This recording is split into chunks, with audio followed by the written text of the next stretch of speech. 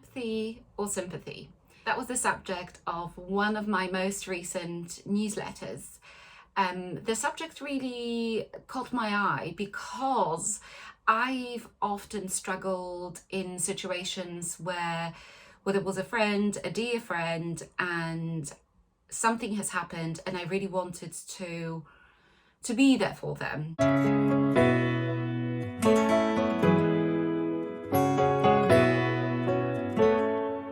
Welcome everyone, my name is Hannah Magdarek and I am a performance coach and an emotional intelligence trainer, helping people with enhancing their emotional intelligence, improving their performance, including helping them overcome self-sabotage and handling various emotional barriers.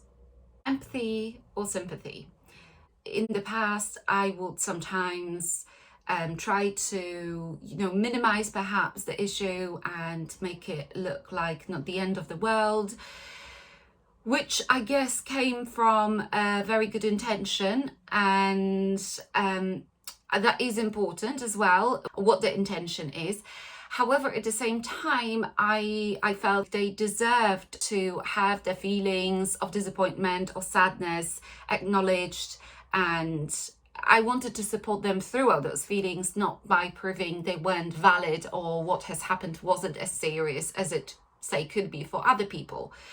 So there is a difference between sympathy and empathy, and sympathy is more, I'd say, the artificial and fabricated type of support where you don't really connect to the person's feelings, you don't really feel with them, you feel maybe for them, and you're glad that it's not been you that's been affected, but yes, the connection is missing, and sometimes what is said also shows that it's more sympathy rather than empathy. We may be suggesting solutions, or we may be asking, oh, why did you do this? Why didn't you do that? Oh, you could have done this, or you could have done that. If I were you, I would have done this differently.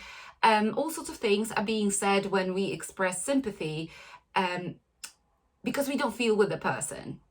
So what I like to do these days more often is actually not try to minimize or maximize the feelings of the person and what has happened, and not only to try to connect to the person, but also express that connection and say, I'm really sorry. It must be difficult. Let me know if there is anything I can help with. There isn't much to say, to be honest, because it's not about the words that you say so much as whether you're very keen to remove yourself from the situation, because it is an uncomfortable situation. Feeling empathy isn't comfortable. Feeling empathy is difficult because we are feeling with the person. So we feel sad, we feel disappointed, and we don't want to disappoint the person with our reaction as well.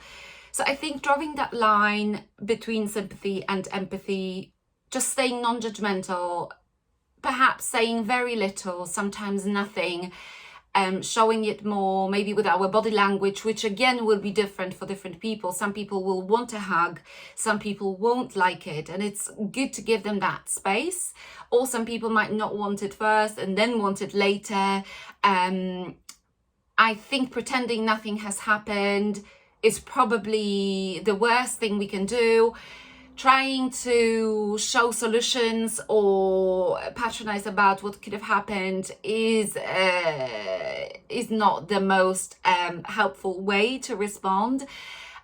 Connecting and expressing, staying with those feelings with a person, not jumping into the hole with them, but being available to them and them knowing that we are, I think that's the most helpful option, which is not going to resolve the challenge, but at least we will make sure that we've done our best and we've been a good friend regardless of our role, whether it's being a colleague, a partner, or a parent. So I hope you found this video useful.